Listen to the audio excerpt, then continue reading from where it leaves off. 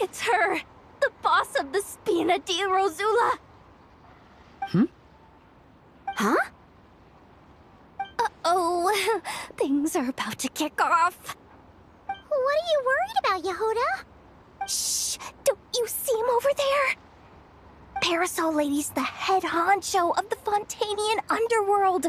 Rumor is she pulled the crumbling organization back together and avenged her father with her own hands. Oh, we don't want to get on her bad side. An eye patch over there is a merc captain from Liyue.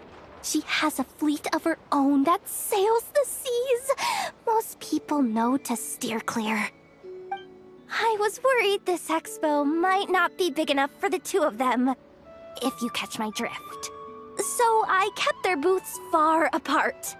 Looks like they wound up meeting in the end, though. You don't think they're butting heads already, do you?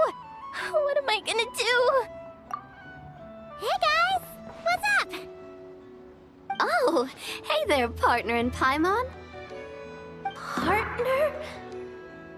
Can't go far in my line of work without hearing about the president of the Spina di Rosula or the champion duelist of the court of Fontaine. Thought I'd make some friends since the opportunity's presenting itself. Plus, now that the traveler's arrived, I wonder if these ladies might just agree to coming aboard for a drink. What's the traveler got to do with that? You're too kind, Miss Beto.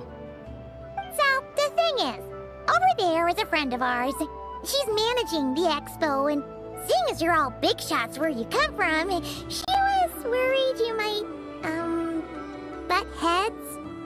Is that so? Well, I think you can put her at ease. Yeah, and if there's anything we can do to help, just say the word.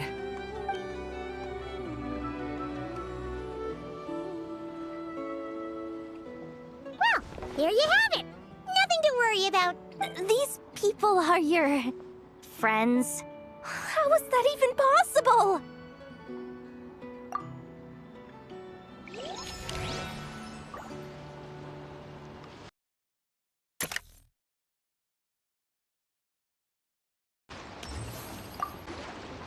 Uh-oh.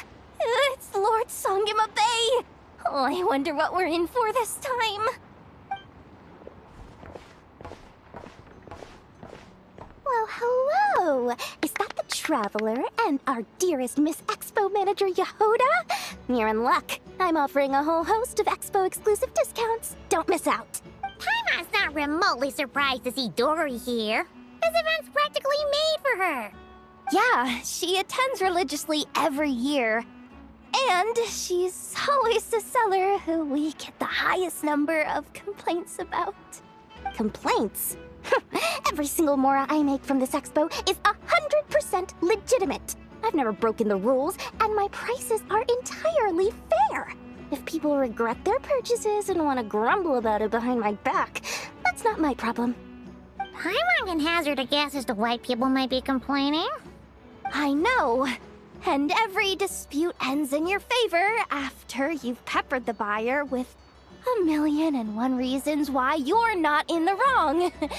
It's just, could you maybe not find a way to send every single one of your customers complaining to me this time? I'm begging you, Lord Songema Bay, for me, please. How about this? A special opening sale just for Miss Yehuda. 50% off! In other words, I'll do my very best to keep the number of complaints down to no more than half of my customers. Sound good? Jeez, what a bargain.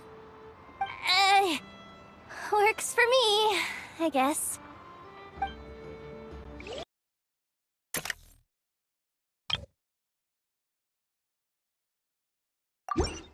Would you like to go moon gazing?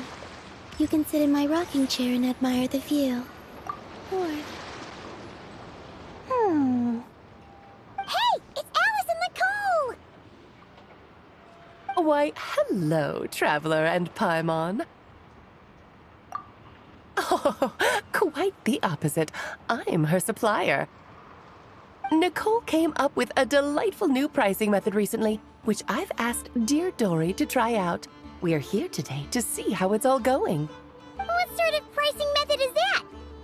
Curious? Well, allow me to explain. Instead of an amount of more, you collect courage, kindness, or happiness from the buyer. The key is to make people realize they don't have to be rich. With an excellence of character, even the treasures of the Hexen Circle are within your reach.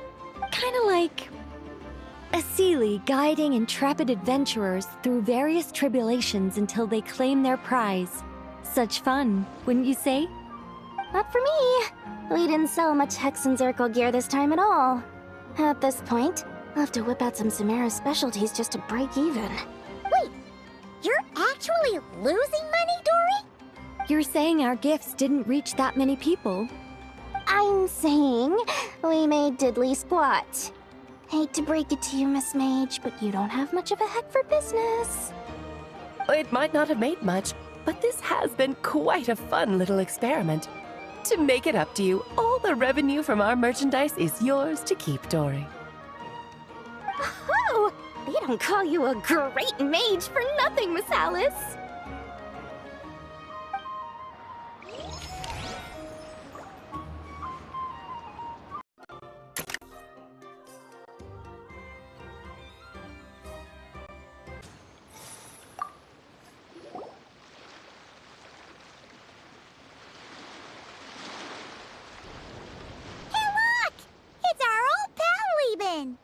Oh, it's you two!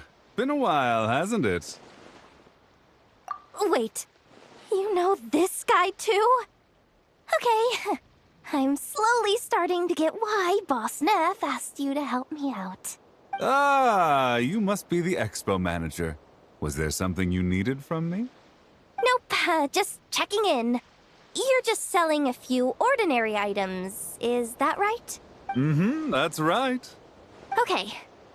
I mean, we've got people selling toys this year, so why not? You seem confused. In the right environment, ordinary items don't have to fetch an ordinary price, you know?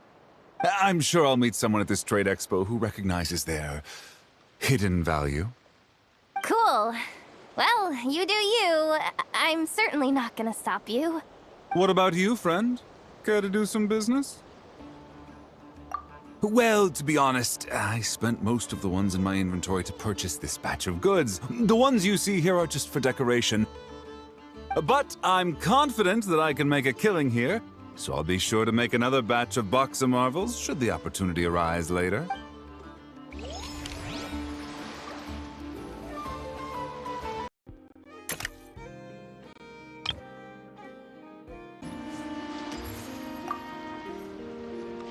What do you think? Not bad. Tastes just like back in Mondstadt. Varka? You're here for the expo too? Oh hey, Traveler, Paimon. I was only planning to take a look around. Wasn't expecting this pleasant surprise. Out in this part of the world, even a homegrown Mondstadt apple is a rare treat. Yes, and on that note, I should advise you that the prices are quite different from what you'll be used to back home. Not a problem. It's a price worth paying for a taste of home. I'll take the whole batch and send someone to collect them later. The whole batch? Huh. Looks like you've already made your money back, huh, Lieben? Oh, and Varka, since you're looking for a taste of home, have you tried the Mondstadt wine next door? Apparently, he uses special connections to keep the import costs down. Yeah, I've tried it. It's pretty good, but not Mondstadt wine good. Besides, I wouldn't be able to buy any even if it was. We can't have the Grand Master of the Knights of Favonius going around supporting smugglers, can we? Oh, that's true. You're not gonna reprimand him though, are you? Don't worry, I know it's Nefer's rules here. Not out to make life difficult for you. If you find yourself at a loose end, come visit our base sometime. I'm gonna get the Knights to make some cider out of these apples. You're as generous as they say, Grandmaster. Looks like you finally made some real profit. Hey, Don't make me sound so incompetent. Though I'll admit, I wasn't expecting to make my money back quite so quickly. Now I can start thinking seriously about my next venture. I'm planning on heading to Snezhnograd, actually. I hear they're running low on lots of supplies because of Project Stuja. That's a business opportunity if I've ever seen one. With any luck, maybe I'll have the pleasure of seeing you there. Well, good luck out there. Hope you strike it rich.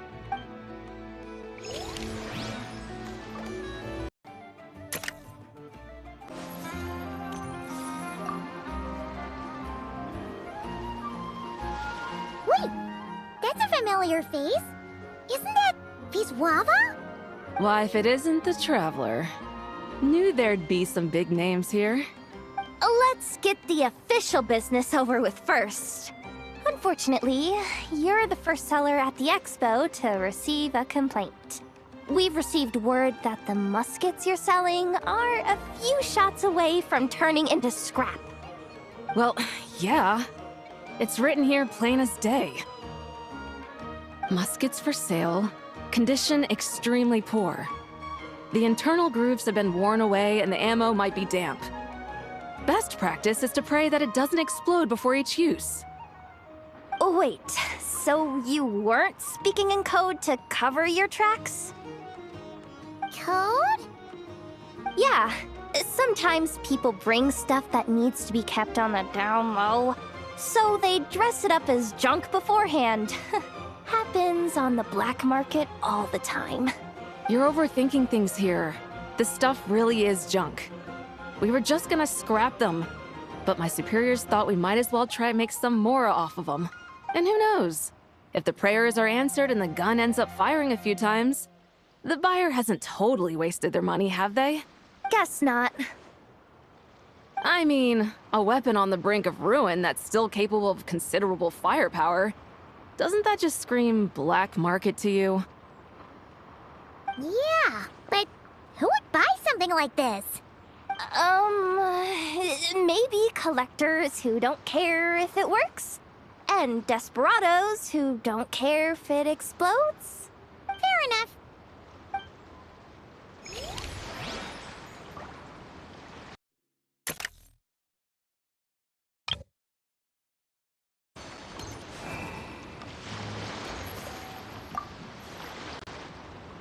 Oh, Blintz and Igwa! Fancy seeing you here! Ah, Traveler. Paimon. How do you do? That's our secondary goal. To put it in Mr. Flintz's words, it's important for Lightkeepers to spend some time in the land of the living every once in a while. That sounds like something he'd say, yeah. Are you interested in these muskets? Since we're friends, Paimon will let you in on some insider info.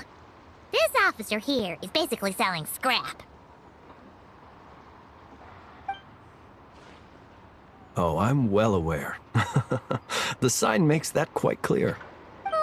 True. I'm interested in this particular piece because it brings to mind a picture I once saw. It featured several Ratniki and a Fatui officer who fought alongside them. The weapon that the latter used was identical to this one. The Fatui teamed up with the Lightkeepers? That's not unusual. I've heard similar stories from our older members. The owner of this musket must have been a hero who stood against the Wild Hunt as well. But why would you sell a hero's firearm? That's just how the rules work on our end. Everyone agreed to it. Whether it's a no-name sergeant like me or a renowned hero. Our equipment is to be collected and redistributed once we're dust on the wind. The stuff that's usable is given to new recruits. And the scrap is sold for whatever price it can still fetch. That way, we can at least put it towards feeding the grunts, you know? Better than following them to the grave. Huh. I think I'm going to buy this musket, Mr. Flintz. Could you tell me a few more stories about it when you get the chance? Of course.